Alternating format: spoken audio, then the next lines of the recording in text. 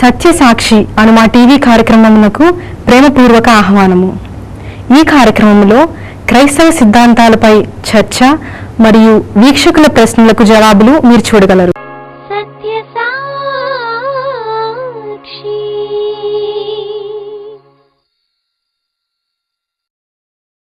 ప్రభు అయిన యేసుక్రీస్తు శుభనామంలో సత్యసాక్షి వీక్షకులందరికీ కూడా శుభాభివందనాలు తెలియజేసుకుంటున్నాం.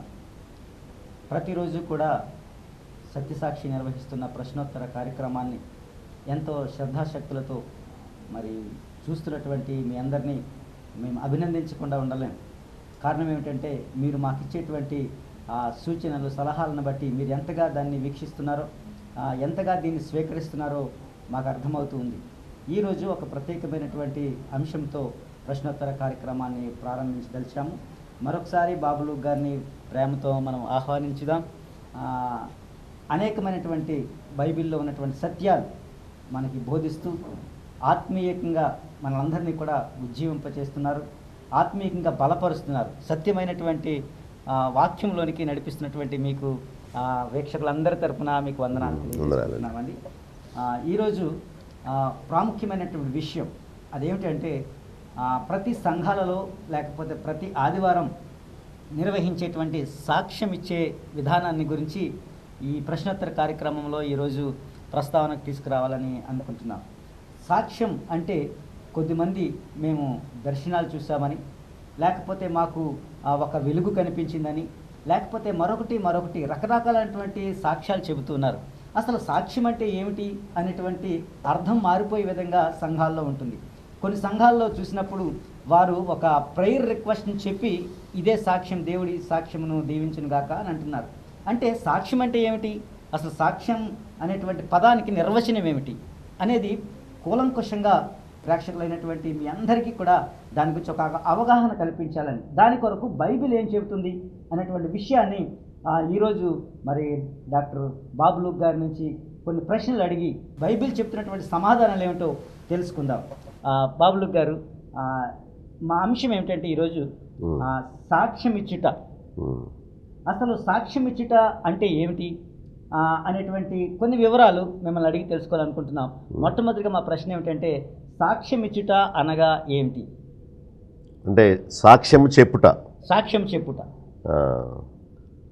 సాక్ష్యము చెప్పుట అంటే మనకి సాధారణంగా ప్రభు నమ్ముకున్న వారికేమో నేను ఎలా నమ్ముకున్నానో, ప్రభు ఎలాంటి గొప్ప కార్యం చేశాడు అనే విషయం చెప్పడం. కానీ ప్రభు గురించి ఎరుగని వారికి సాక్ష్యం చెప్పట అనగానే కోర్టులో సాక్ష్యం చెప్పడం అనేది వెంటనే వాళ్ళ మైండ్కి వస్తుంది. సో సాక్ష్యం చెప్పుట అంటే క్రైస్తవులు ఏమని తలస్తారంటే చర్చిలో సాక్ష్యం చెప్పడం అనుకుంటారు. క్రైస్తవేతరులు, ప్రభువుని నమ్మని వారు ఒకవేళ టీవీ చూస్తుంటే వాళ్ళు ఏమనుకుంటారంటే కోర్టులో సాక్ష్యం ఇవ్వడం లాంటిదేమో అనుకుంటారు. వాళ్ళకి తెలియదు కదా. మొత్తం మీద సెన్స్ మాత్రం ఒకటే. అంటే సాక్ష్యం ఇచ్చుట అంటే కోర్టులో అవనివ్వండి, చర్చిలో అవనివ్వండి. సాక్ష్యం ఇచ్చుట అంటే తాము చూచిన వాటిని గురించి, విన్న వాటిని గురించి, నిజమే, I have seen with my own eyes, నేను నా కళ్ళారా చూచాను, ఈ విషయం నిజమే అని దృఢంగా బల్లగుద్ది చెప్పడమే సాక్ష్యం చెప్పుట. ఉదాహరణకి బైబిల్ గ్రంథంలో యోహాను రాసిన మొదటి పత్రిక 1వ అధ్యాయం ముందు నుంచి చదువుతాను చూడండి. జీవవాక్యమును గూర్చినది ఆది నుండి ఏది ఉండెనో, మేమేది వింటిమో, కన్నులారా ఏది చూచితిమో, ఏది నిదానించి కనుగొంటిమో, మా చేతులు దేనిని తాకి చూచెనో అది మీకు తెలియచేయుచున్నాము. ఎంత చక్కని మాట చూసారా? ఏదైతే ముట్టి చూసామో, ఏదైతే మా చెవులతో మేము విన్నామో, మా కళ్ళతో మేము చూచామో దాన్నే మీకు చెబుతున్నాము అంటున్నారు. ఇప్పుడు సెకండ్ హ్యాండ్ ఇన్ఫర్మేషన్ అంటే అర్థం ఏంటంటే అట అని చెప్పడం. యేసు ప్రభు గొప్పవాడట, చూసారు ఎంత తేడా ఉందో. యేసు ప్రభు అద్భుతాలు చేశాడట. నో, క్రైస్తవ సాక్ష్యము అట కాదు. నేను చూచాను నా కళ్ళతో, ఇది నిజము, నేను నా జీవితంలో దాన్ని ఎక్స్పీరియన్స్ చేశాను, ఇది నా వ్యక్తిగత అనుభవము అని మనము ఫీల్ అయింది, మనం గమనించింది, మనం గ్రహించింది, మనం పొందిన అనుభవాన్ని గురించి మనం చెప్పడమే సాక్ష్యం ఇవ్వడం. ఒక హాస్పిటల్కి ఇద్దరు భార్యాభర్తలు వెళ్ళారు.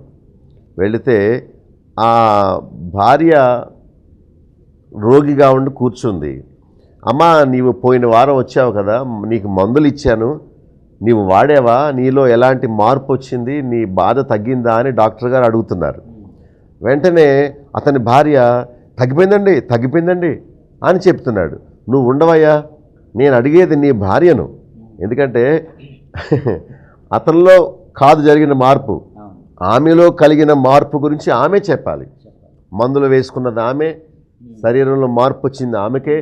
అప్పుడు అతనే నోరు మూయమని చెప్పి ఆమెను డాక్టర్ గారు అడుగుతున్నారు. కనుక ఆమె, అయ్యా వేసుకున్న తర్వాత నా శరీరంలో ఇలాంటి మార్పు వచ్చింది, నేను నిజంగా బాగుపడినట్టు నాకు అర్థమైందని ఎవరైతే ఆ మేలు అనుభవించారో వారే చెప్పగలుగుతారు. కానీ రెండో వ్యక్తి ఆమె గురించి చెప్పడానికి అతనికి అవకాశం లేదు. ఒకవేళ చెప్పినా అది నిజం కాకపోవచ్చు. నాకు సాక్ష్యం ఇచ్చుట అంటే దేవుడు నా వ్యక్తిగత జీవితంలో ఎలాంటి మేలు చేశాడు, ఎలాంటి ఘోరమైన పాపిని ఇప్పుడు ఎలా మంచి బిడ్డగా మారాను అనే దాని గురించి చెప్పడమే సాక్ష్యం ఇవ్వడం. మంచి నిర్వచనాన్ని చెప్పారు. అయితే ఇప్పుడు సాక్షిగా జీవించటం. ఓకే, సాక్షిగా జీవించుట, సాక్ష్యం చెప్పుట అంటే చెప్పటం వేరు, దాని అనుగుణంగా నడవటం లేదా జీవించటం వేరు కదా. ఆ రెండింటికి ఉన్నటువంటి వ్యత్యాసం. నిజంగా మార్పు చెందిన ఒక వ్యక్తి ఆయన సాక్ష్యము చెప్పకపోయినా సాక్షిగా జీవించటం ఎక్కువ ప్రభావం చూపిస్తుంది. ఎందుకంటే సాక్ష్యం చెప్పేది నోటితో చేసే పని, సాక్షిగా జీవించడం అనేది మన జీవితం ద్వారా లోకానికి కనపరిచేది. ప్రజలు ఎంత జ్ఞానులంటే మనం ఏం చెబుతున్నామో దాన్ని గమనించరు, కానీ మనం ఏం చేస్తున్నామో దాన్ని గమనిస్తారు. అవును, ఇప్పుడు ప్రభుత్వాలను కూడా చాలా మంది గమనిస్తూ ఉన్నారు. అలాగే వాళ్ళు ఏం చెప్తున్నారు, ఏం చేస్తున్నారు అని హాట్ టాపిక్ అయిపోయింది. ఒక సేవకుడు ఎలాంటి వాక్యం చెప్తున్నాడో అనేది ప్రజలు తక్కువ చూస్తారు, తాను నిజంగా అలా జీవిస్తూ చెప్తున్నాడో లేదో అని చూస్తారు ఎక్కువ. ఉదాహరణకి నేను ఒక 100 మందిని నిలబెట్టి మీరందరూ హల్లెలూయా అని చెప్పండి చేయి పైకెత్తి అనగానే అందరూ హల్లెలూయా అని చెప్పారనుకోండి. తర్వాత మీరందరూ చేతులు జోడించి దేవునికి వందనాలు చెప్పండి అని అన్నారు అనుకోండి. ఎలా అన్నారు? అయితే మీరందరూ చేతులు జోడించి దేవునికి వందనాలు చెప్పండి అని అన్నాను అనుకోండి. అంటే నేను చెప్పింది ఏంటి? చేతులు జోడించి వందనాలు చెప్పండి అన్నాను, కానీ నేనేమో చేతులు జోడించి దేవునికి వందనాలు చెప్పండి అన్నాను. ప్రజలందరూ ఏం చేస్తారు? నేను చెప్పింది వినరు, కానీ వాళ్ళందరూ ఇలాగ అన్నారు. నేనేం చెప్పానంటే చేతులు జోడించి వందనాలు చెప్పండి అన్నాను, కానీ నా యాక్షన్ మాత్రం చేతులు జోడించి వందనాలు చెప్పండి అన్నాను. చూసారా? దేవునికి స్తోత్రం చెల్లించండి లేకపోతే హల్లెలూయా చెప్పండి అన్న మాటకి యాక్షన్ చేశాను.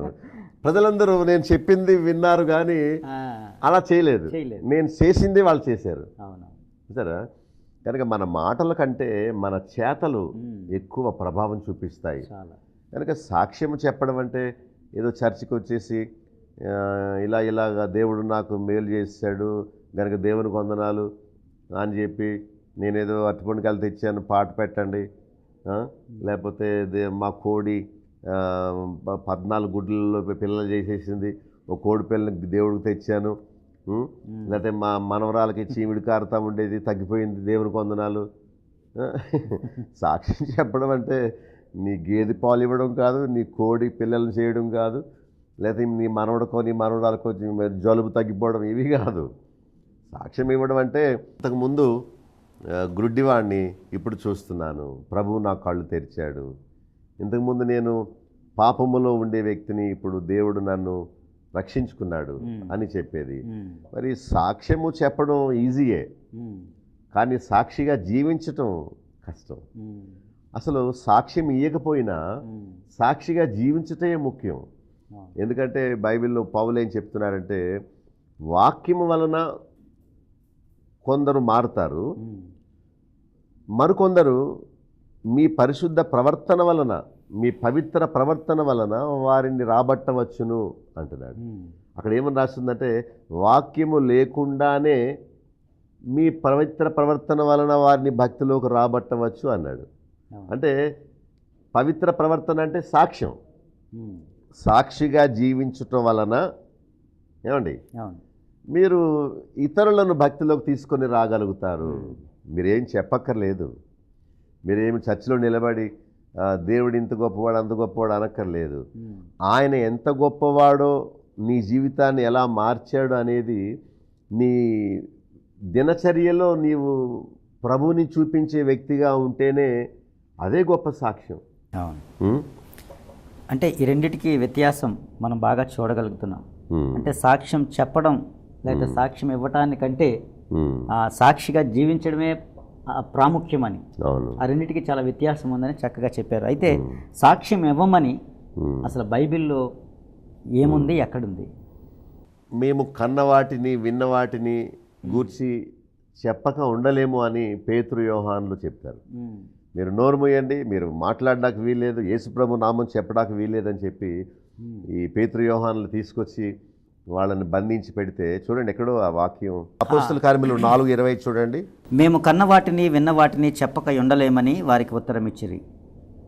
ప్రజలందరూ జరిగిన దానిని గూర్చి దేవుని మహిమపరచుచుండిరి గనుక సభవారు ప్రజలకు భయపడి వీరిని శిక్షించు విధమేమియో కనుగొనలేక వీరిని గట్టిగా బెదిరించి విడుదల చేసిరి. అంటే 20వ వచనంలో ఉంది, మేము కన్నవాటిని విన్నవాటిని చెప్పక ఉండలేము అని వాళ్ళు ఉత్తరం ఇచ్చినట్టు. వాళ్ళేమో భయపెట్టారు. ఏమనంటే 8వ వచనంలో మీరు అప్పుడు వారిని పిలిపించి మీరు యేసు నామమును బట్టి ఎంత మాత్రమును మాట్లాడకూడదు, బోధింపకూడదని వారికి ఆజ్ఞాయించారు. అంటే యేసు ప్రభు గురించి మీరు సాక్ష్యం ఇవ్వకూడదు, మీరు చెప్పకూడదు అని గట్టిగా చిత్త కొట్టేసి జాగ్రత్త మేము చంపేస్తామని అన్నారు. అప్పుడు వాళ్ళు పలికిన శ్రేష్టమైన మాట ఏంటంటే మేము ఏమైతే కన్నామో అంటే చూచామో ఏమైతే విన్నామో వాటిని చెప్పక ఉండలేము. చాలా సూటిగా చెప్పారు. ఇప్పుడు గర్భిణీ స్త్రీ కనకుండా ఉండగలదా చెప్పరే? అవునండి, తప్పకుండా. నిండు గర్భిణి ఎప్పటికైనా కనాల్సిందే, బయటకు వచ్చేయాలి ఆ బిడ్డ. అది నార్మల్ డెలివరీ అయినా ఆపరేషన్ అయినా లోపల ఉన్నది బయటకు వచ్చేసేయాలి. అలాగే ఏమైతే మనం ఎక్స్పీరియన్స్ చేసామో జీవితంలో అనుభవించామో దాన్ని చెప్పకుండా ఉండలేము. ఒకవేళ నువ్వు చెప్పట్లేదంటే నువ్వు దాన్ని అనుభవించలేదని అర్థం. ప్లస్ అది మాత్రమే కాదు, దేవుని ఆజ్ఞ చూడండి. ఈ పుస్తకంలోనే అపోస్తల కార్యముల గ్రంథం 1:8 చూడండి. ఆయనను పరిశుద్ధాత్మ మీ మీదకి వచ్చినప్పుడు మీరు శక్తి నొందెదరు గనుక మీరు యెరూషలేములోను యోదయ సమరయ దేశముల యందంతటను బూదిగంతముల వరకును నాకు సాక్షుల ఇందురని వారితో చెప్పాను. Very good. బైబిల్లో ఈ చాలా స్ట్రాంగ్ వాక్యం ఒకటే, అపోస్తల కార్యముల గ్రంథం 1:8. దేవుని ఆత్మ మీ మీదకి వచ్చినట్టు గుర్తు, మీరు యేసు ప్రభువే దేవుడని ఆయన మాత్రమే నా జీవితాన్ని మార్చాడని సాక్ష్యం ఇస్తారు. దేవుని ఆత్మ మన మీదకి వచ్చినట్టు గుర్తు వెర్రి కేకలేయడం కాదు, లేకపోతే కింద పడిపోవడం కాదు, దొర్లేయడం కాదు, డ్యాన్స్ వేయడం కాదు, ఓ చేతులు పైకెత్తి చప్పట్లు కొట్టేయడం కాదు. దేవుని ఆత్మ మనలో వచ్చినప్పుడు మన జీవితం మారుతుంది. ఇప్పుడు త్రాగుబోతూ ఏం చేసేవాడంటే బాగా మద్యం తాగేవాడు. తాగినప్పుడు ఎవడరు అని ఇలా పడిపోతూ ఏదేదో మాట్లాడుతూ భార్యనేమనాలో తెలియదు, కుమార్తెనేమనాలో తెలియదు, తల్లిని ఏ బూత్ తిట్టాలో తెలియదు, అలా ఇష్టం వచ్చినట్టు మాట్లాడు. ఎందుకంటే వాడి లోపల ఏముంది? మద్యం ఉంది, మత్తు కలిగించేది ఉంది. అయితే తాను మారిపోయి మత్తు సేవించడం మానేసి పాలు తాగాడు. ఇప్పుడు పాలు తాగిన వ్యక్తికి మద్యం సేవించిన వ్యక్తికి తేడా ఉంటుందా లేదా? తప్పకుండా ఉంటుంది. పాలు తాగిన వ్యక్తి కొంచెం ఆరోగ్యంగా ఉంటాడు, మంచిగా మాట్లాడతాడు.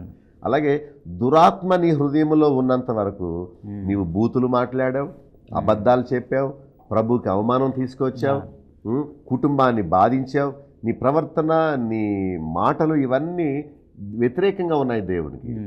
ఎప్పుడైతే దేవుని ఆత్మ అంటే దురాత్మ వెళ్ళిపోయి దేవుని ఆత్మ ఎప్పుడైతే వస్తాడో నీ ప్రవర్తన, నీ ఆలోచన విధానం, నీ మాటలు, నీ దృష్టి, నీ నడవడి, నీ చేష్టలు పూర్తిగా మారిపోతాయి. ఎవడైనా క్రీస్తునందు నేడలవాడు నూతన సృష్టి, పాతవి గతించాను సమస్తము నూతనమైనవి కొత్తవయ్యావని. కనుక ప్రభు చెప్పాడు పరిశుద్ధాత్ముడు మీ మీదకి వస్తాడు అంటే మొట్టమొదటిసారి వచ్చినప్పుడు సుమా ఆయన వచ్చినప్పుడు మీరు యెరూషలేములోను యూదయ సమరయ దేశములందు అంతటను భూ దిగంతముల వరకు నాకు సాక్షులయ్యారు. ఎక్కడెక్కడ? మొత్తం మీరున్న చోట, మీ చుట్టుపక్కల అంతటా మీరు ఎక్కడికి వెళ్ళినా అక్కడ మీరు నాకు సాక్షులయ్యారు. కనుక అది దేవుని ఆజ్ఞ, ఇది సాక్ష్యం ఇవ్వమని చెప్పడం. కనుక బైబిల్లో చాలామంది సాక్ష్యం ఇచ్చిన వాళ్ళు ఉన్నారు. గెరాసేను ప్రాంతంలో ఒక దయ్యం పట్టినవాడు ప్రభు దగ్గరికి వస్తాడు. వస్తే ప్రభు అతన్ని బాగు చేస్తాడు. బాగు చేసినప్పుడు అతను అన్నాడు, ఈ ఊరి వారందరూ నన్ను పిచ్చివాడు పిచ్చివాడు అన్నారు. నేను ఒకవేళ మంచివాడుగా అయ్యి ఊళ్ళోకి వెళ్ళినా కూడా ఒరే పిచ్చోడు వచ్చాడు దయ్యం పట్టినవాడు వచ్చాడు నన్ను గేలు చేస్తారు. కనుక నేను ఈ ఊర్లో ఉండను, అసలు ఈ ఊళ్ళో వాళ్ళే నన్ను పిచ్చివాడిగా చేశారు. కనుక నేను ఉండను, నేను వెళ్ళిపోతాను. అంటే ప్రభు ఏమన్నాడు, నాకు కూడా వచ్చి నువ్వు చేసేది ఏమి లేదయ్యా, ఏ ఊర్లో అయితే నిన్ను పిచ్చివారని అన్నారు ఆ ఊర్లోనే నువ్వు సాక్షిగా ఉండాలి అని చెప్పారు. చూసారా? అలా అనగానే మరి అతను ఆ ఊరికి వెళ్ళి ఆ ప్రదేశానికి వెళ్ళి సాక్షిగా తను జీవించాడు. ప్రభు కూడా ఉండడం మంచిదే. ఆయన అతన్ని బాగు చేసినందుకు, బ్రతికించినందుకు, ఆ సమాధుల నుండి బయట తీసుకొచ్చినందుకు, దిగంబరిగా ఉండేవాడికి వస్త్రాలు ఇచ్చినందుకు కృతజ్ఞత కలిగి ప్రభు కూడా ఉండడం మంచిదే. అదే సమయంలో అంతకంటే ప్రభు ఏం చెప్పాడంటే, ఏ ప్రదేశంలో నిన్ను పాపి పిచ్చివాడు దయ్యం పట్టినవాడని సాక్ష్యం పొందావు, మళ్ళీ అదే ప్రజల మధ్యకి వెళ్ళి నేను మారాను, దేవుడు నాలో ఉన్న దురాత్మను బయటికి పంపి దేవుని ఆత్మను నాకు ఇచ్చాడు, చూడండి నేను మారినట్టు మీరు కూడా మారండి. ఎందుకంటే ఇతనిలో ఉన్న దురాత్మ కనిపించింది, కానీ ఊళ్ళో ఉన్న వాళ్ళ దురాత్మలు కనబడలేదు. సరే, రోగం బయట ఉంటే బాగు చేయడం చాలా తేలిక. ఇప్పుడు గాయం అయిందనుకోండి, దానికి ఏదైనా క్రీమ్ రాసి ప్లాస్టర్ వేసి దాన్ని బాగు చేయడం తేలిక. కానీ రక్తంలో ఇమిడి ఉన్న రోగం బయటికి కనబడదు, దాన్ని డయాగ్నోస్ చేయడం కష్టం, దాన్ని ట్రీట్మెంట్ ఇవ్వడం చాలా కష్టం. ఇప్పుడు ఒక అమ్మాయి మాట్లాడడం మానేసి వాళ్ళ అమ్మగారు ఏదో గద్దించారని మంచం ఎక్కి పడుకుందండి. భోజనం చేయ రాపిల్ల అంటే రాదు, బ్రష్ చేయవే అంటే రాదు, ఏడుస్తుంది, అలా కూర్చుంది. అంటే మోగదయ్యం పట్టిందనమాట, కోపగించే దయ్యం పట్టిందనమాట. ఒక్కొక్కరికి ఒక్కొక్క రకమైన దయ్యం, అబద్ధాలాడే దయ్యం, కోపగించే దయ్యం, తిండిపోతానం అనే దయ్యం, నిద్రపోతానం అనే దయ్యం, లేకపోతే బద్ధకం అనే దయ్యం. ఇవన్నీ ఈ దుర్గుణాలన్నిటికీ కారణం దయ్యమే, సైతాను పట్టడమే. సైతాను పట్టిన మూలానే వారు అలా బ్రతుకుతున్నారు. ఇప్పుడు ఈ గెరాసేనులో ఉన్న దయ్యం పట్టినవాడు, చాలా దయ్యాలు అతనిలో ఉన్నాయి కనుక, శాన దయ్యాలు ఉన్నాయి కనుక అతను కొంచెం టూ మచ్ అయిపోయాడు. బట్టలు తీసేసి సమాధుల దగ్గర పరుగుబెట్టి అందరినీ గాయపరచడం, తాను గాయపరచుకోవడం చేశాడు. అయితే ఊళ్ళో ఉన్న వాళ్ళందరికీ దయ్యం పట్టింది. వాళ్ళు వచ్చి యేసుప్రభుని వెళ్ళిపో అంటున్నారు. అంటే మాకు పందులు ముఖ్యం కానీ మనుషులు ముఖ్యం కాదు కనుక నువ్వు వెళ్ళు, ఇదిగో ప్రభు నాలో ఉన్న దయ్యాన్ని వెళ్ళగొట్టాడు, మీలో వ్యభిచారం చేయించే దయ్యం ఉంది, మీలో అబద్ధాలు ఆడించే దయ్యం ఉంది, దాన్ని వెళ్ళగొట్టు వెళ్ళి, నేను ప్రభు దగ్గరికి వెళ్ళి బాగుపడ్డాను, మీరు కూడా వచ్చి బాగుపడండి అని చెప్పి సాక్షిగా ఉండు అని చెప్పి అదే గ్రామానికి ప్రభు అతన్ని పంపాడు. కనుక సాక్ష్యం ఇవ్వడం వల్ల మన జీవితంలో కలిగిన మార్పును ఇతరులకు చక్కగా ప్రత్యక్షంగా చూపించడం వల్ల ప్రజలు మారడానికి అవకాశం ఉంటుందండి. అయితే ఇప్పుడు ఎవరెవరు సాక్ష్యం ఇవ్వాలి అంటే, మీరు ఇంతవరకు సాక్ష్యం ఎంతమంది ఇచ్చారో, ఎవరెవరు ఇచ్చారో కొన్ని వివరాలు చెప్పారు. అసలు ఇప్పుడు ఎవరు సాక్ష్యం ఇవ్వాలి? ఎవరు సాక్ష్యం ఇవ్వాలంటే మార్పు చెందిన వారే సాక్ష్యం ఇవ్వాలి. ప్రభువుని స్వంత రక్షకునిగా అంగీకరించారు, ఆ నూతన జీవాన్ని ఎవరు పొందారో వాళ్ళే సాక్ష్యం ఇవ్వగలరు. కానీ మీరు చూడకుండా, దానిని అనుభవించకుండా దాని గురించి ఎలా చెప్పగలరు? ఇప్పుడు చాలామంది బ్రాహ్మణులు, వైశ్యాసు, వీళ్ళు మాంసం తినరు. ఇప్పుడు మాంసం తినని వారిని బాబు చికెన్ ఎలా ఉంటుందో లేకపోతే మటన్ బిర్యానీ ఎలా ఉంటుందో చెప్పలేరు కదా. చెప్పలేరు కదా. వాళ్ళు దాన్ని తింటేనే, రుచి చూస్తేనే దాని గురించి చెప్పగలుగుతారు. కానీ దాన్ని ఎక్స్పీరియన్స్ చేయకుండా, అనుభవపూర్వకంగా ఎరగకుండా ఎవరు సాక్ష్యం ఇవ్వలేరు. యేసు ప్రభుతో ఎవరైతే అనుసంధానం కలిగి ఆయనను సొంత రక్షకునిగా, తండ్రిగా, కాపరిగా, భర్తగా ఎవరైతే ఆయన ప్రేమను రుచి చూస్తారో, ఆయన వెలుగును పొందుతారో వారు మాత్రమే ఆయన గురించి చెప్పగలరు. కానీ ప్రభువుని ఎరగని వారు సాక్ష్యం ఇవ్వలేరు. ఒకవేళ ఇచ్చినా నా రోగం పోయింది, నా పొలం బాగా పండింది, లేకపోతే నాకు సంతానం కలిగారు, ఇవన్నీ ఎవరైనా చెప్పగలరు. ఎందుకంటే అందరి పొలాలు పండుతున్నాయి, ప్రభు నమ్ముకున్న వాళ్ళది మాత్రమే కాదు. అందరి వ్యాపారాలు బాగా జరుగుతున్నాయి. యేసు ప్రభు నమ్మకపోయినా హాస్పిటల్కి వెళ్ళి డాక్టర్ గారికి డబ్బులు ఇచ్చి బాగుపడిన వాళ్ళు ఉన్నారు. మరి ప్రభు నమ్ముకున్న వారికి వీళ్ళకి తేడా ఏంటి? చూసారా? ఏదో తాత్కాలికమైన శరీర సంబంధమైన మేళ్లు కలగడం, పొందడం వాటికంటే నా జీవితం మారింది. ఇంతకుముందు పాపాన్ని చూచి ఆశించే నేను దాన్ని ఇప్పుడు అసహించుకునే నూతన స్వభావాన్ని దేవుడు నాకు ఇచ్చాడు. ఇంతకుముందు చెడు స్నేహితులతో ఉండేవాడిని, ఇప్పుడు దేవుని బిడ్డలతో జీవిస్తున్నాను. ఇంతకుముందు ఆదివారం యొక్క ప్రాముఖ్యత నాకు తెలిసి ఉండేది కాదు, ఇప్పుడు నేను దేవుని మందిరానికి వస్తున్నాను. దేవుడు నా ఆలోచన విధానాన్ని మార్చాడు, దేవుడు నా తలంపులను మార్చాడు, దేవుడు నా ఉద్దేశాలను మార్చాడు, దేవుడు నా పాపాలని క్షమించాడు, ఆయన యందలి ఆనందాన్ని నాకు ఇచ్చాడు, నేను పూర్తిగా మారిపోయాను, నా వలే మీరు కూడా మారండి. ఇదండి సాక్ష్యం ఇవ్వడం అంటే. ఇప్పుడు చాలా చోట్ల సాక్ష్యం సమయం అని అంటారు సంఘాల్లో. ఆదివారం ఇది సాక్ష్యాల సమయం, ఎవరైనా సాక్ష్యం మంచి సాక్ష్యాలు పంచుకోవాల్సి ఉంటే కొంత సమయం మీకు ఇస్తున్నాం సంఘానికి, రండి సాక్ష్యాలు చెప్పండి అని అంటారు. మరి అటువంటప్పుడు కొంతమంది ఏవో సాక్ష్యాలు చెప్తారు, వారికి మంచి అవగాహన కలిగించే విధంగా ఈరోజు చర్చ సాగుతూ ఉంది. మీరు మంచి విషయాలు చెప్తున్నారు. అయితే ఒకటి, ఇప్పుడు సాక్ష్యం ఇవ్వటం వలన కలిగే ప్రయోజనాలు ఏమిటి? సాక్ష్యం ఇవ్వడం వల్ల ఇతరులను ప్రోత్సహించిన వారు అవుతారు. చూడు నేను నీలాగే కష్టాలు పడేవాడిని, నేను నీలాగే శాంతి లేక జీవించేవాడిని, ప్రభు నమ్ముకున్నాక నాలో ఇంత గొప్ప మార్పు కలిగింది అని ఒక వ్యక్తి ఇతరులకు చెప్పడం వల్ల, నిజమా దేవుడు ఇంత గొప్పవాడా, అయితే నాకు సహాయం చేస్తాడా, అయితే నేను నమ్ముకుంటాను ఆయన్ని. సరే, ఒక వ్యక్తి మార్పు చెందడానికి దేవుడు వాక్యం వాడుకుంటాడు, కొన్నిసార్లు పాటలు వాడుకుంటాడు, కొన్నిసార్లు సాక్ష్యం వాడుకుంటాడు, మరికొన్నిసార్లు మన పవిత్ర ప్రవర్తన వాడుకుంటాడు. అవును కదా. చూసారా? ఇలాగా దేవుడు ఒక్కొక్కరిని ఒక్కొక్క విధంగా ఆకర్షించుకుంటాడు. కనుక సాక్ష్యం ఇవ్వడం వల్ల వాళ్ళ విశ్వాసం దృఢమవుతుంది. ఇప్పుడు ఒక మద్యం త్రాగే వ్యక్తి ఏమంటారు, వైన్ ప్రజలకు బాగా అర్థం అవ్వాలంటే ఈ బ్రాందీ విస్కీలు బ్రాందీ విస్కీలు త్రాగే వ్యక్తి త్రాగడం మానేశాడు. ఓకే, మానేసిన తర్వాత, బాబు నీ జీవితం గురించి చెప్పు అని పాస్టర్ గారు నిలబెట్టారు. అతను అంటాడు, నా పేరు పలానా పలానా, నేను ఇంతకుముందు అస్తమానం తెల్లవారు లేచి ఇక్కడ బ్రాందీ కొట్టుదారు ఉండేవాడిని, దేవుడు నా జీవితాన్ని మార్చేశాడు, ఇప్పుడు నేను పూర్తిగా మారిపోయాను, దాని మీద అసహ్యం వస్తుంది అని చెప్పాడు అనుకోండి, రేపు వెళ్ళగలడా?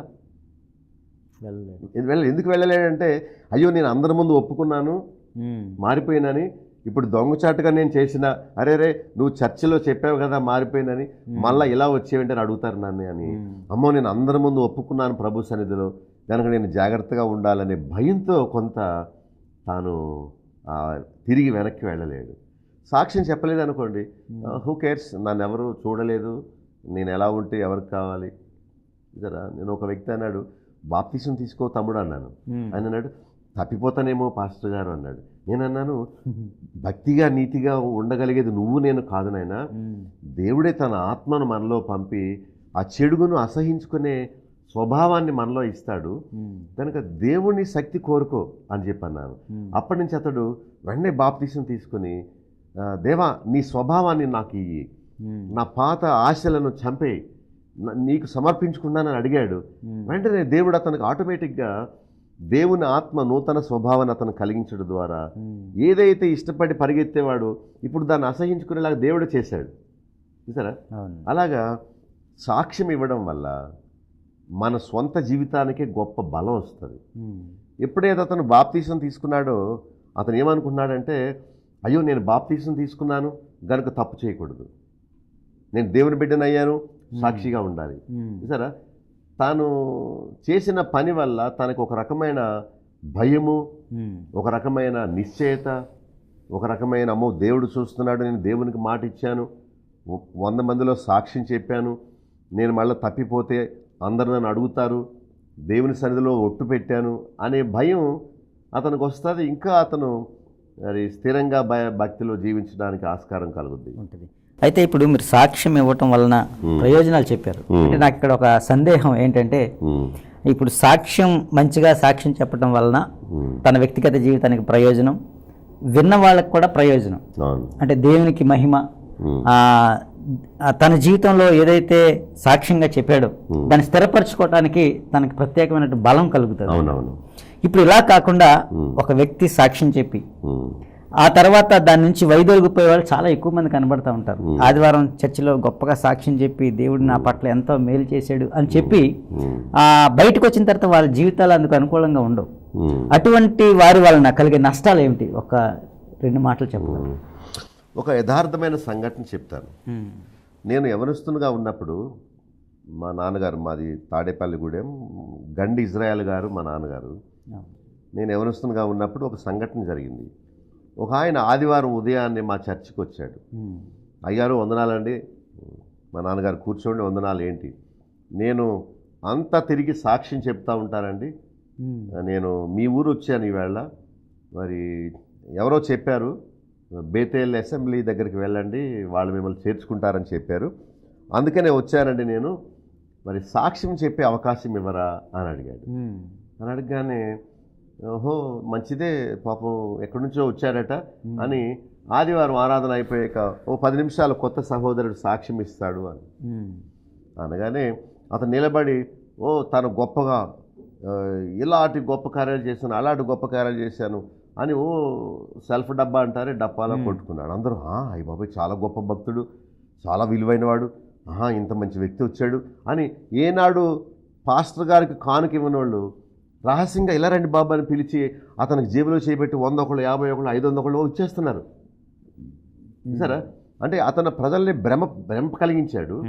అందరూ అనుకున్న జాలిపడ్డారు, అమ్మో ఇంత మంచి వ్యక్తి మారిపోయాడు, నాకు ఎవ్వరు లేరు, నేను ఇలా ఊరూరు తిరిగి సాక్ష్యం చెప్తా ఉంటాను, మీరు ఇచ్చే డబ్బులే నాకు ఆధారం, నేను 2 రోజుల నుంచి భోజనం చేయలేదు ప్రభు కోసం అని అబద్ధం చెప్పాడు. అప్పుడు ఏనాడు చర్చికి కానుక ఇవ్వని వ్యక్తి వెంటనే 500 తీసి అతని చేతికి ఇచ్చాడు. టకటకటగా పోగైపోయినండి కానుకలన్నీ. సరే దేవుడి పేరు మీద ఇచ్చారులే అని అనుకుందాం, సరే అనుకుందాం. కొంతమంది దూర ప్రాంతాలకు వెళ్ళే వాళ్ళు బస్ స్టాండ్కి వెళ్ళారు. ఇతను కూడా ఇంకొక ఊరికి వెళ్ళడానికి అతను బస్ స్టాండ్కి వచ్చాడు. అయితే అక్కడ ఒక కిళ్ళి కొట్టు పక్కన ఈ సాక్ష్యం చెప్పిన ఈ మనిషి సిగరెట్ పట్టుకొని అని కాల్ చేస్తున్నాడట. పొగ అంతా అతను చుట్టూ వచ్చింది. ఈ చర్చికి వచ్చి సాక్ష్యం విన్న వ్యక్తి ఇప్పటి వరకు మందిరంలో సాక్ష్యం చెప్పింది ఇతనే కదా అని చెప్పి వచ్చి, ఏమండి మీరు ఇప్పటి వరకు గుళ్ళో సాక్ష్యం చెప్పారు కదా, మరి ఏంటి సిగరెట్ త్రాగుతున్నారు ఏంటి అని అడిగేసింది. అడగగానే అతను వెంట కంగారు పడిపోయి, నాకు సిగరెట్ తాగకపోతే ఉండలేను, అందుకనే నాకు అనారోగ్యం, నాకు అందుకనే దీన్ని తాగేస్తున్నాను, ఏమనుకోకుండా అమ్మా ఏమనుకోండి, అలాగ పారిపోయాడండి అక్కడి నుంచి. అప్పుడు ఆమె మరుసటి వారం వచ్చి అన్నది, అయ్యగారు ఎవరిని పడితే వాళ్ళని మీరు ఈ మందిరంలో నిలబెట్టి సాక్ష్యం చెప్పించకండి. చూడండి, అతని గురించి మాకు కూడా ఉన్న మా అబ్బాయి గుళ్ళో సాక్ష్యం చెప్పచ్చు, బయట సిగరెట్ తాగేయచ్చు అని అనుకున్నాడండి మా అబ్బాయి. అతను చేసిన పని ఎంత తప్పో చూడండి అని అనుకున్నాను. అప్పటి నుంచి నాన్నగారు ఎవరిని తన జీవితాన్ని క్షుణ్ణంగా పరిశీలిస్తేనే కానీ ఎవరిని మందిరంలో వాక్యం చెప్పడానికి కానీ సాక్ష్యం చెప్పడానికి కానీ కనీసం పాట పాడడానికి కూడా ఎవరిని ఒప్పుకోలేదు. సరే, ఇతను పలుకులు బాగున్నాయి, జీవితం బాగాలేదు. దానివల్ల ఇతరులు దేవుణ్ణి నమ్ముకోకపోవడానికి అతను అభ్యంతర కారణంగా ఉన్నాడు కదా. ఎందుకు నాకు కూడా అర్థమైంది, అతను డబ్బు కోసం చెప్పాడు. 1000 రూపాయలు ఎంతో పోగు చేసుకున్నాడు, వెళ్ళిపోయాడు, బాగా తాగేస్తున్నాడు. ఒక వ్యక్తికి సిగరెట్ త్రాగే అలవాటు ఉందంటే తప్పక ఈ బ్రాందీ విస్కీలు కూడా తాగుతాడని అనుమానించవచ్చు. ఈ 2 ఉన్నవాడు భార్య విషయంలో కూడా అపనమ్మకస్తుడే. భార్య విషయంలో అపనమ్మకస్తుడు, మరి డబ్బు విషయంలో కూడా అపనమ్మకస్తుడే. అంటే ఏ వ్యక్తి కూడా తాగడానికి లేకపోతే సిగరెట్ సేవించడానికి ఒప్పుకోరు కదా ఎవరు కూడా, ఏ భార్య కూడా అంగీకరించదు దాన్ని. కానీ అక్కడ కూడా తప్పు చేయాల్సిన పరిస్థితి తనకు వస్తుంది. మోటార్ సైకిల్కి ప్యాచ్ పెట్టడానికి 100 రంధ్రాలు ఉండాలండి, అక్కర్లేదు కదా, చిన్న సూది లాంటి బెజ్జం ఉంటే చాలు, మొత్తం గాలి అంతా పోతుంది, వాహనం ఆగిపోతుంది. అలాగా అంటే తప్పుడు సాక్ష్యాలు లేకపోతే దేవునికి అంగీకృతంగా వారి జీవితాలు లేకుండా సాక్ష్యాలు చెప్పడం వల్ల చాలా ప్రమాదం ఉంటుంది. అంటే ఇది చాలా సంఘాల్లో ప్రస్తుతం ఉన్నటువంటి పరిస్థితి. అంటే యువతలు సాక్ష్యం చెప్తారు, అవతలకి వెళ్ళి వాళ్ళ జీవితాలు వ్యభిచార లక్షణాలు, లేకపోతే ఈ సిగరెట్ చుట్ట తాగే అలవాటు, లేకపోతే మద్యం సేవించే అలవాటు, సాక్ష్యాలు అన్న సమయంలో టక్కన లేచి గబగబా ఏదో సాక్ష్యం చెప్పి వెళ్ళిపోతారు. దానివల్ల ప్రయోజనం కంటే నష్టమే ఎక్కువ ఉంటుంది అని మీ మాటలను బట్టి మాకు అర్థమవుతుంది. బ్రదర్, ఇప్పుడు మరొక ప్రశ్న ఏమిటంటే, బైబిల్లో సాక్ష్యం ఇచ్చినటువంటి భక్తులు ఎవరైనా ఉన్నారా? వారు ఒకరిద్దరిని మాకు. బైబిల్ అంతా భక్తులంతా సాక్ష్యం చెప్పిన వాళ్ళే. హెబ్రీ గ్రంథంలో 11వ అధ్యాయంలో ఇంత గొప్ప సాక్షి సమూహము, మొత్తం సమూహం అంతా ఉన్నారు. అంటే వాళ్ళు ఫెయిత్ హీరోస్ అనమాట, heroes of faith, real heroes. వాళ్ళందరూ మనల్ని ముందుకు వెళ్ళు అని చెప్తున్నారు అనమాట. ఇంత గొప్ప సాక్షి సమూహము పరలోకమందు మనల్ని చూస్తున్నారు. ఇప్పుడు మనదంతా పరుగు పందెం పెట్టేవాళ్ళు, ఆటలాడే వాళ్ళు వెళుతుంటే చుట్టూ కూర్చున్న వాళ్ళందరూ చప్పట్లు కొట్టి విజులేసి వెళ్ళు తప్పగా నువ్వు నెగ్గుతావు అంటారు కదా. అలాగే మనకన్నా ముందున్న భక్తులు మనం పరుగు పెడతా ఉంటే మనల్ని వారు ప్రోత్సహిస్తూ ఉన్నారు. ప్రోత్సహిస్తూ వెళ్ళు, నేను ఇలాగే పరుగు పెట్టాను, వెళ్ళు, నేను ఇలాగే ఎన్నో అడ్డంకులు ఎదుర్కొన్నాను కనుక దేవుడు నాకు జయమిచ్చాడు, నీకు తప్పగా జయమిస్తాడు, వెళ్ళు అని చెప్పి ఈ అబ్రహాము లాంటి భక్తులు, హనోకు వంటి భక్తులు, వీళ్ళందరూ మనలను విజిలేసి ప్రోత్సహిస్తున్నారు. గో హెడ్ వెళ్ళు, అధైర్యపడకు, ఇవన్నీ మామూలే, అటు ఇటు చూడకు, నీ ముఖం నీ దృష్టి ప్రభు మీద ఉంచు, ఇదే మార్గంలో ప్రభు వెళ్ళాడు, అదే మార్గంలో మేమందరం వెళ్ళాము, ఈ పచ్చని పొలంలో సన్నని బాట ఉన్నట్టు యేసు ప్రభు నడిచిన మార్గంలో మనందరం నడుద్దాం, తప్పక మనం మోక్షానికి చేరుకుంటామని బైబిల్లో ఉన్న భక్తులందరూ మనకు మాదిరిగానే ఉన్నారు. మీరు అడిగారు కొందరిని చూపించమని కనుక ఆదికాండంలో మనం చూస్తే 6వ అధ్యాయము 22వ వచనంలో నోవహు దేవుడు ఆజ్ఞాపించిందంతా చేశాడు. ఓడ నిర్మించడం, అందరినీ లోపలికి రమ్మని పిలవడం. అది పేతురు 2వ పేతురులో 2:5లో నోవహు నీతిని ప్రకటించాడు అని రాసి ఉంది. సో ఆ దినాల్లో, పాపము నిండిపోయిన దినాల్లో నోవహు సాక్షిగా నిలబడ్డాడు, నీతిమంతుడుగా నిలబడ్డాడు. రాబోయే ప్రళయం గురించి చెప్పాడు, ఉగ్రతను గురించి చెప్పాడు, 120 సంవత్సరాలు ప్రకటించాడటండి. మరి ప్రతి విశ్వాసి ప్రభు యొక్క ఆజ్ఞ పొంది వాళ్ళు కూడా దేవుని నీతిని ప్రకటించాలి. యేసు ప్రభుని నమ్మండి, నేను నమ్మాను, దేవుడు నా జీవితాన్ని మార్చాడు, మీరు నమ్మండి, దేవుడు మీ జీవితాన్ని మారుస్తాడు అని నోవాహు ప్రకటించినట్టు ప్రకటించాలి. తన సాక్ష్య జీవితం వల్ల భార్య మారింది. నోవాహు ఇచ్చిన సాక్ష్యం వల్ల ఆయన కుమారులు 3 మారారు, కోడండ్రు 3 మారారు. నీ సాక్ష్యం సరిగా ఉండకే కదా నీ ఇంట్లో మనుషులు మారట్లేదు. ఒకసారి ఆలోచన చేయి. భార్య యొక్క పవిత్ర ప్రవర్తన వలన వాక్యము లేకుండానే విశ్వాసములోకి దేవుళ్ళలోకి రాబట్టవచ్చును. ఒకరోజు నేను ఒక ఇంటికి వెళ్ళాను. భార్య నమ్మకంగా మందిరానికి వస్తుంది, భర్తకు వాక్యం చెప్పుదామని వెళ్ళాను. ఎందుకంటే అపరిచిత వ్యక్తులు ఇంట్లోకి వెళ్ళడానికి వీలవ్వదు. కానీ ఒక వ్యక్తి అయినా మందులు వస్తూ ఉంటే ఆ వ్యక్తిని ఆధారం చేసుకుని ఇంట్లోకి వెళ్ళి మిగతా వాళ్ళకి వాక్యం చెప్పడానికి అవకాశం వస్తుంది. వెళ్ళన్నాను, అయ్యా మీ భార్య గారు వస్తున్నారు, మరి మీరు కూడా వస్తే మంచిది కదా దేవుని భక్తిలోకి మందిరానికి. అంటే ఆయన ఏమన్నాడు తెలుసా?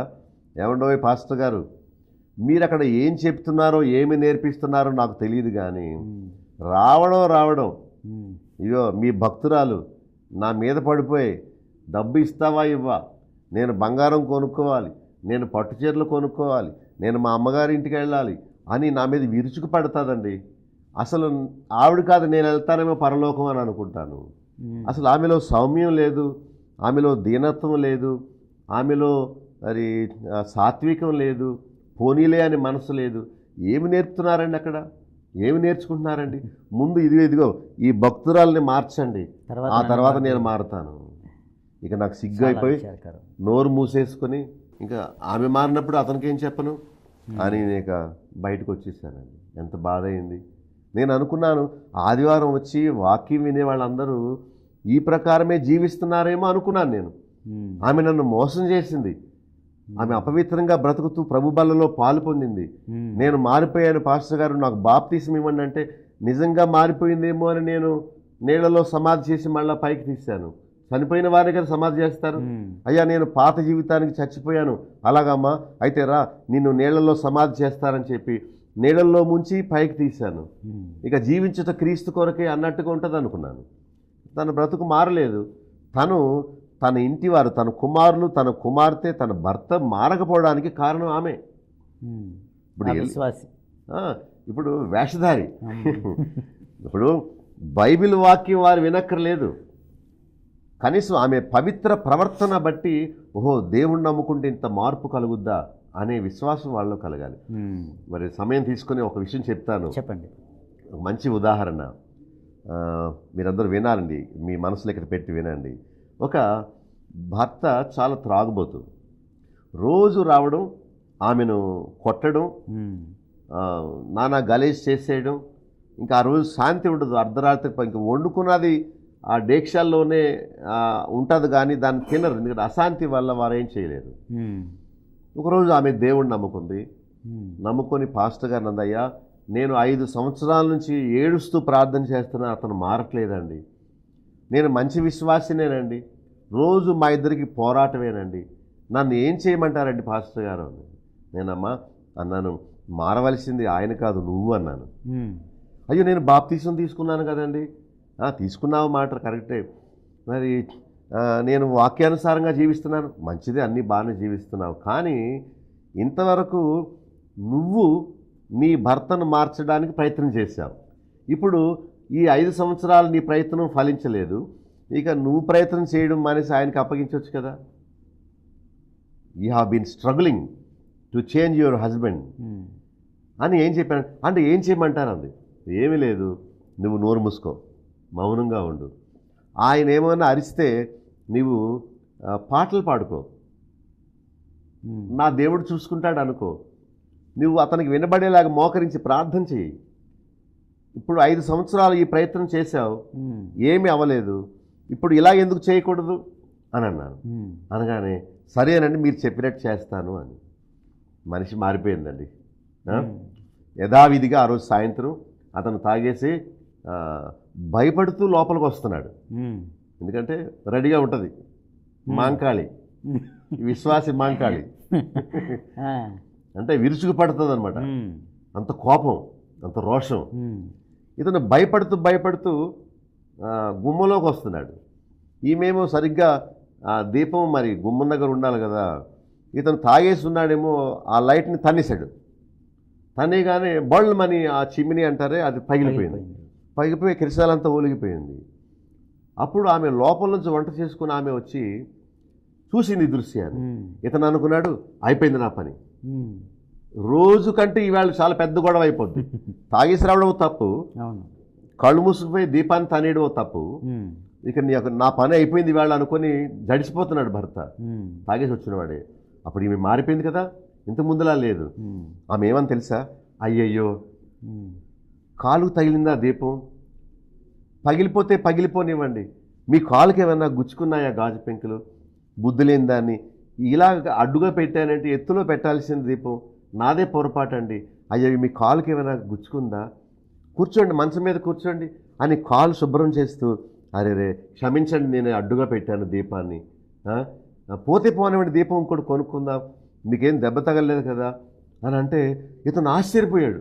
ఇదేంటి నా భార్య అయినా కాదేమి, అసలు ఇప్పుడు పెద్ద గొడవ అయిపోద్ది అనుకున్నాను, ఇలా మారిపోయిందేంటి అని అనుకుంటూ ఆయన నిశ్చేష్యుడు ఎలా చూస్తున్నాడు ఏంటిది అని, కొత్త మార్పు కదా. అప్పుడు అతను అన్నాడు నువ్వేనా ఇలా మాట్లాడుతున్నావు అని అడిగాడు. ఆమె అన్నది ఏమండి ఇక్కడి నుంచి నేను మారిపోయానండి, మీతో నేను గొడవ పడను, మీతో నేను ఆర్గ్యుమెంట్కి దిగను, నేను ఇక నుంచి ప్రభువుకి చెప్పుకుంటాను, ప్రభు మిమ్మల్ని మారుస్తాడు, నా వంటి మంచి మనసు ప్రభు మీకు ఇస్తాడు, నేను గొడవ పడనండి, దేవుడు మిమ్మల్ని మారిస్తే అదే చాలండి నాకు, పర్వాలేదండి, నష్టం కలిగినా పర్వాలేదు, మీరు బాగుంటే చాలు, పడుకోండి మీకు అయి తెస్తారంటే అతను అన్నారట, ఆమె చేతులు పట్టుకొని, ఓసేవ్ నిజంగా ఈరోజు నీ ప్రవర్తన వల్ల నా జీవితాన్ని మార్చేసావే, ఇక నేను దేవుడి మీద నీ మీద ఒట్టేసి చెప్తాను, ఇంకెప్పుడు ముట్టుకోను, నేను ఎందుకు తాగుతున్నానో తెలుసా, నీ నోటికి జడిసి అన్నారట.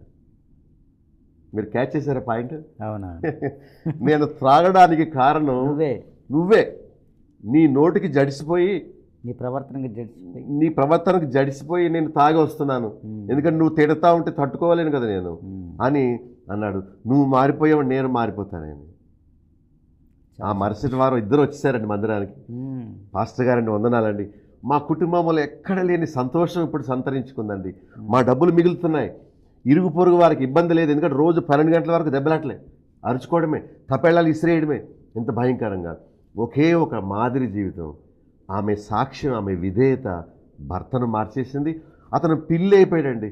తీసుకొచ్చి ఇదిగో నా జీతం డబ్బులు ఇగో, నువ్వు ఎలా ఖర్చు పెడతావా ఖర్చు పెట్టుకో, ఏమంటే బియ్యం అయిపోయినాయి నువ్వు చూసుకో, నాకు ఇంకేముంది, నేను త్రాగుడు డబ్బు అక్కర్లేదు, చెడ్డ స్నేహితులు మానేశాను, ఇక నేను సిగరెట్ త్రాగడం మానేశాను, నేను నీ కూడా మందిరానికి వస్తాను. సరే, ఒక సాక్ష్యం కుటుంబ పరిస్థితిని ఎలా మార్చిందో చూడండి. అదేండి సాక్ష్యంగా జీవించడం. చాలా చక్కగా చెప్పారు. అంటే అదొక పర్సనల్ ఎక్స్పీరియన్స్. అవునండి, అవును. ఒక వ్యక్తి యొక్క ప్రవర్తన ఎంతటి మూర్ఖునైనా, కఠినమైనటువంటి వ్యక్తినైనా మారుస్తుంది అనడానికి ఒక పెద్ద ఉదాహరణ. అయితే మీరు చెప్పినప్పుడు నాకు ఒక విషయం జ్ఞాపకం వచ్చింది. నువ్వు వెళ్ళి నీ భర్త కోసం ప్రార్థన చేయి, అతను వినపడేటట్లుగా అని అన్నారు. ఒకసారి ఇలాగే ఒక సంఘంలో పాస్టర్ గారు వెళ్ళి, అమ్మ మీ భర్త కోసం మీరు ప్రార్థన చేయాలి గట్టిగా, అతను వినేటట్లుగా అని చెప్తే ఒక ఆమె ఇంటికి వెళ్ళి ప్రార్థన చేస్తుందంట. ప్రభువా ఆ దుర్మార్గుడిని వినేటట్టుగా, ఆ భర్త ఆ దుర్మార్గుడిని నువ్వు బాగు చేయి అని అతనికి ఆ రకరకాల బూతులు తిడుతూ ప్రార్థన చేస్తుందంట. అంటే అటువంటి ప్రార్థన వల్ల ప్రయోజనం ఉండదు. కానీ మీరు చెప్పినటువంటి ఆ ఉపమానంలో ఉన్నటువంటి ఆ సారాంశం అది హృదయాన్ని కదిలించే విధంగా ఉంది. నిజంగా చెప్పాలంటే అందరూ కూడా బహుశా ఆ రీతిగా మారతారని అనుకుంటున్నాను ఆ ఉపమానం వల్ల. అలా మారతారనే చాలా చక్కని, అవునండి, చాలా చక్కని ఉపమానం చెప్పారు. ఎందుకంటే అది హృదయాలను కదిలించే విధంగా ఉంది. ఈ రోజున ఆ మాటలు విన్నటువంటి అనేక మంది వారి భర్తల కొరకు ఆ రీతిగా ఉంటారని ఆశిద్దాం. భార్యలు మారాలి, భర్తలు కూడా, అంటే ఒకరి కొరకు ఒకరు, లేకపోతే కుటుంబం కోసం, కుటుంబంలో ఉన్నటువంటి ఎవరైతే రక్షించబడ్డారో, ఎవరైతే దేవునికి అనుకూలంగా విశ్వాసులుగా ఉంటున్నారో ఇతర సభ్యుల కొరకు వారి ప్రవర్తన అలా ఉండాలని ఆశిద్దాం మనం. అంటే నా ఉద్దేశం, నోవహు తన భార్యను, తన కుమారులు ముగ్గురిని, కోడళ్ళు ముగ్గురిని ఇన్ఫ్లుయెన్స్ చేశాడు, ప్రభావితం చేశాడు. అంటే నోవహు నీతిమంతుడుగా ఉన్న మూలానే భార్య విన్నది. అవును కదా. నోవహు నీతిమంతులుగా ఉన్న మళ్ళీ కుమారులు విన్నారు.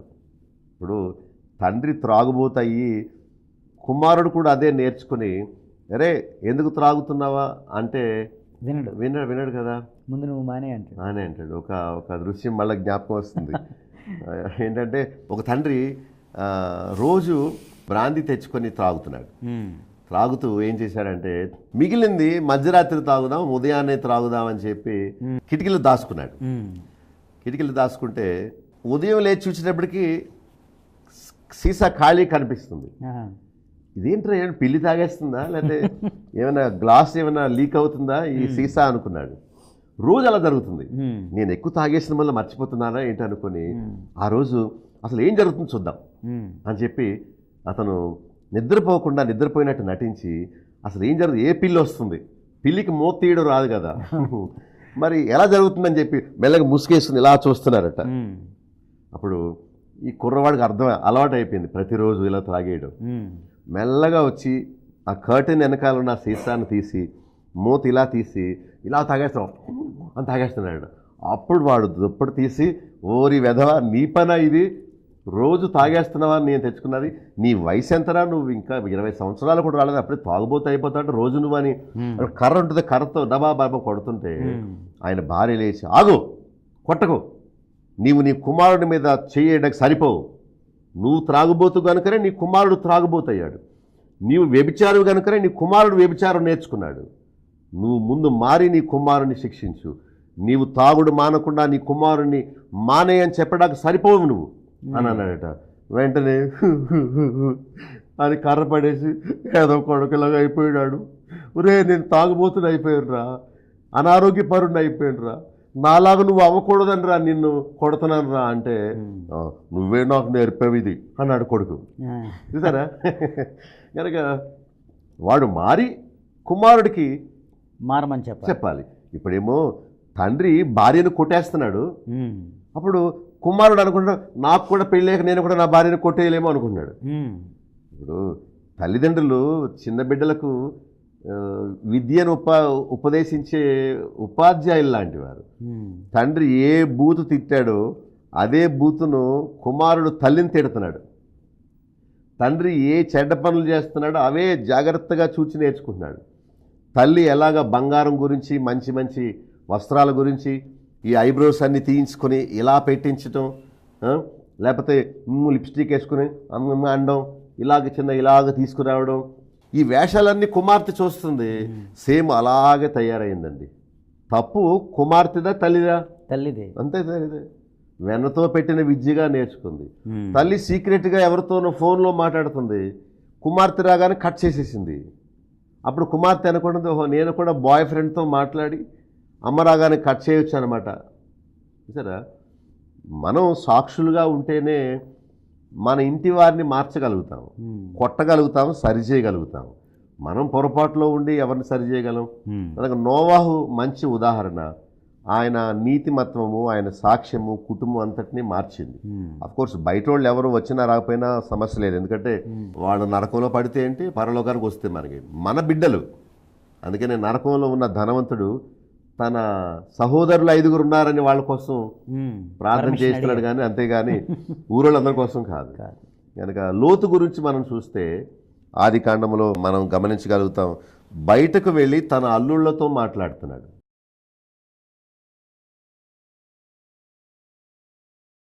సత్యసాక్షి టీవీ కార్యక్రమంలోని ఉపదేశాలు మీరు వింటున్నారు కదా, వాటిని అర్థం చేసుకుంటున్నారా లేక అపార్థం చేసుకుంటున్నారా? ఈ కార్యక్రమాల్లోని ఉపదేశాలు ఎవరినో ఉద్దేశించి చెప్పినవి కావు, లేక తప్పు బోధకులను మార్చుటకు తలపెట్టినవి కావు. సామాన్య ప్రజలకు ప్రభువు భక్తిని, యథార్థమైన క్రైస్తవ జీవితాన్ని నేర్పించి అబద్ధ బోధకుల ఉచ్చు నుండి వారిని తప్పించే ప్రయత్నమే. ఈ కార్యక్రమంలో మీరు వినే సత్యాలకు మీరు సమ్మతిస్తే నాతో చేతులు కలపొచ్చు.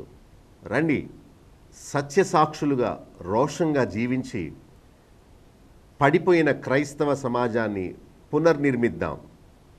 ఈ ప్రశ్నోత్తరాల కార్యక్రమంలో మీకు తల ఎత్తే ప్రశ్నలు లేక ఈ విషయమై మీకున్న అభిప్రాయాలు నేరుగా నాతో పంచుకోవచ్చు. ఎప్పుడైనా ఎక్కడి నుండైనా నాకు ఫోన్ చేయండి, మీకు వచ్చే ప్రశ్నలకు నేను సమాధానం చెప్తాను.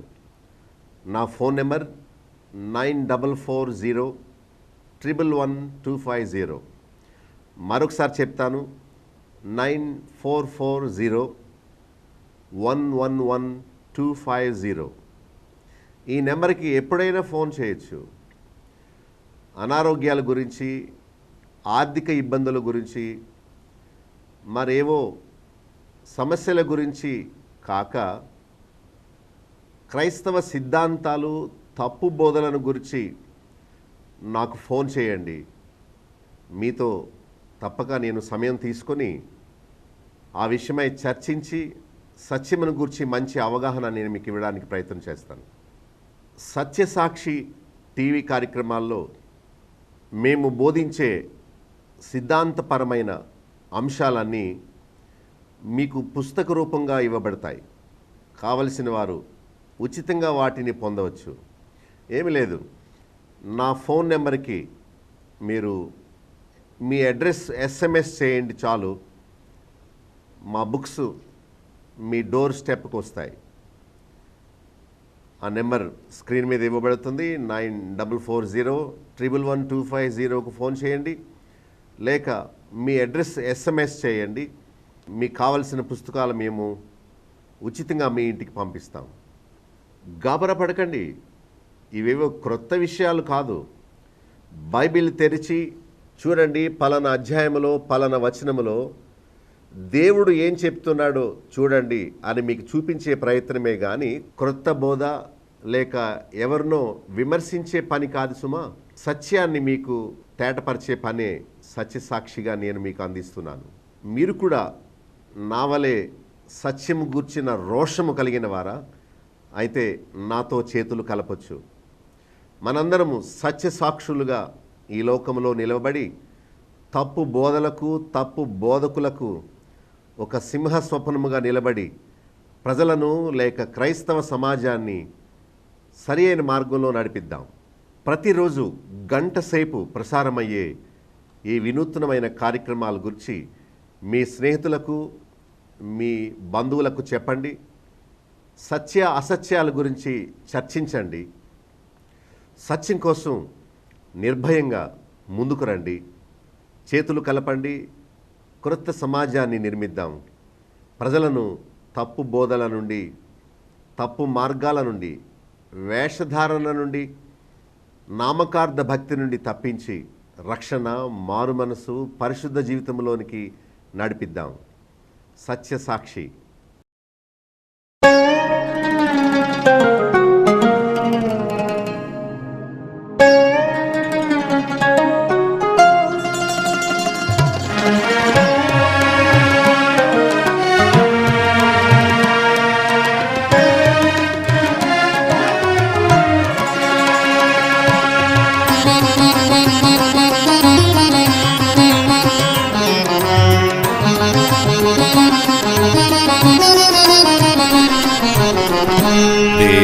ఏమని నిన్ను పొగడగలను, నేను ఏమిచ్చి రుణం తీర్చుకొందున్, లెక్కలేనన్ని స్తుతులు చెల్లింతున్, ఇంకా నీ కొరకే జీవింతు నీలలో.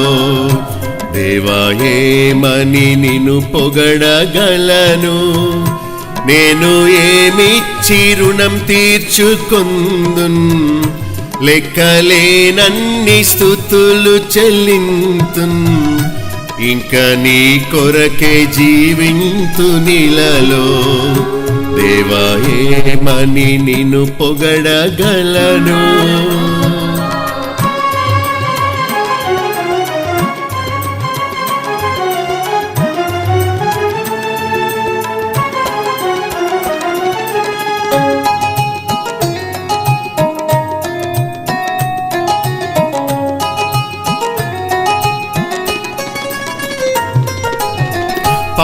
పాపశాపములో నీకు దూరముగా గడిపాను నేనెంతో కాలం, నరక పాత్రుడనై నీదు ఉగ్రతకు గురి అయితే నేనెంతో కాలం. ప్రేమించావు, నన్ను క్షమించావు, ప్రాణమునిచ్చి నాకై బలి అయినావు. తుది శ్వాస విడిచేంత వరకు నే జీవింతు నీ మహిమ కొరకే, నే జీవింతు నీ మహిమ కొరకే. దేవా ఏమని నిన్ను పొగడగలను, నేను ఏమిచ్చి రుణం తీర్చుకొందున్, లెక్కలేనన్ని స్తుతులు చెల్లింతున్, ఇంకా నీ కొరకే జీవింతు నీలలో. దేవా ఏమని నిన్ను పొగడగలను.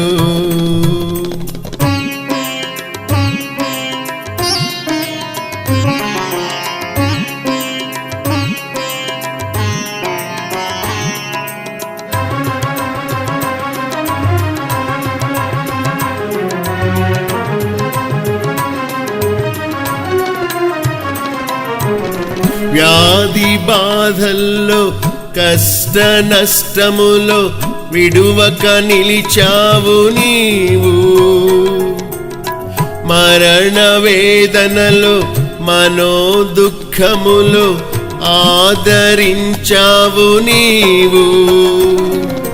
మరువగలనా ప్రేమను నేను, విడువగలనా ఎన్నడైనా, తుది శ్వాస విడిచేంత వరకు నే జీవింతు నీ మహిమ కొరకే, నే జీవింతు నీ మహిమ కొరకే. దేవా ఏమని నిన్ను పొగడగలను, నేను ఏమిచ్చి రుణం తీర్చుకొందున్, లెక్కలేనన్ని స్తుతులు చెల్లింతున్, ఇంకా నీ కొరకే జీవింతు నీలలో. దేవా ఏమని నిన్ను పొగడగలను.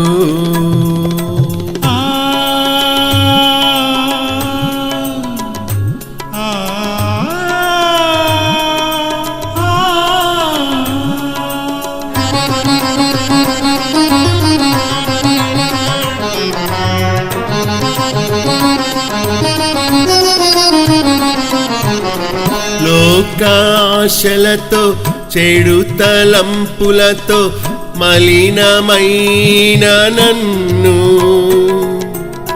ద్వేషభావముతో స్వార్థ బుద్ధితో వ్యసన పడి తిని నేను.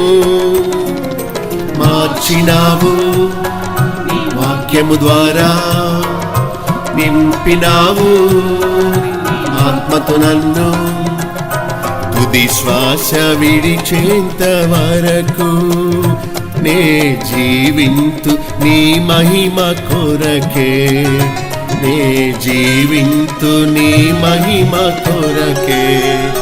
దేవా ఏమని నిన్ను పొగడగలను, నేను ఏమిచ్చి రుణం తీర్చుకొందున్, లెక్కలేనన్ని స్తుతులు చెల్లింతున్, ఇంకా నీ కొరకే జీవింతు నీలలో.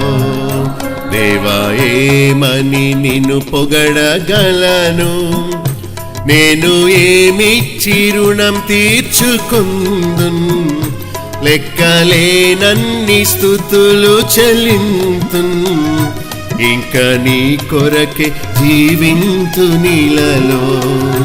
దేవా ఏమని నిన్ను పొగడగలను.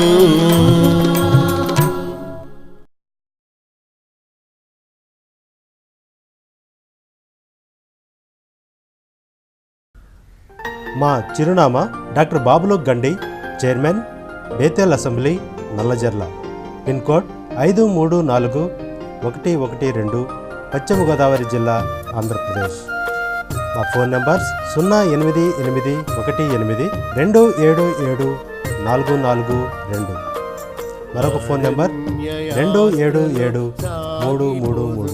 మా సెల్ నెంబర్ 9440111250, మరొక సెల్ నెంబర్ 9000000803. మా ఈమెయిల్ ఐడి satyasakshi.tv@gmail.com. మా వెబ్సైట్ www.bethelassembly.net.